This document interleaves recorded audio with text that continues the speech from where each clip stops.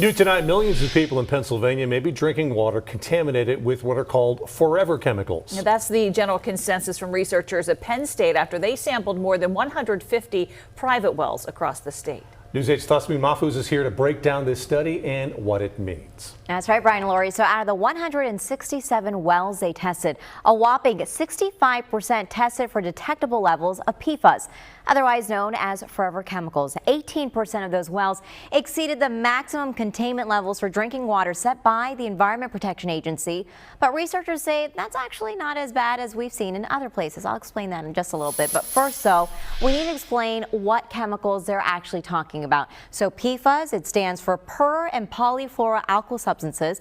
Previous studies have found forever chemicals in things like soil, food packaging, household products, and personal care products. While humans have a pretty good tolerance for PFAS, high enough levels could lead to an increased risk of cancer, also fertility issues, high blood pressure, and even death in rare cases. That's according to the EPA. The agency has established legally enforceable levels. That's known as maximum containment levels for 6 PFAS found in drinking water. Again, 18% of the wells these Penn State researchers tested were found to be above those levels. But the paper's author and a civil engineer professor says the data is actually a little bit of a relief, saying the levels weren't thousands of times higher than the drinking water standards as we've seen in some other places. Guys? Yeah, so Tasmin, what did these researchers say about where these contaminated wells are and how many people are actually affected by this? Yeah, so listen to this. The highest concentration of these chemicals, they were detected in wells in southeastern Pennsylvania, with just a few being found in central and western regions.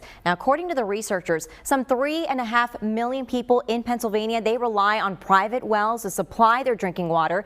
Past studies have found more PFAS in areas with higher poverty and exposure to industrial sites, but that actually was the opposite here, with wealthier areas being affected more. So here's a look at the map provided by Penn State researchers. Zeroing in on the Susquehanna Valley, as you can see right there on your screen, York County is actually one of the problem spots. With several wells, they're measuring PFAS over the maximum level. In fact, it appears York County has the most contaminated wells in the entire Commonwealth. Can you believe that? So if you're concerned, researchers say you can test your own water supply, and PFAS contamination can actually be treated with at-home technologies.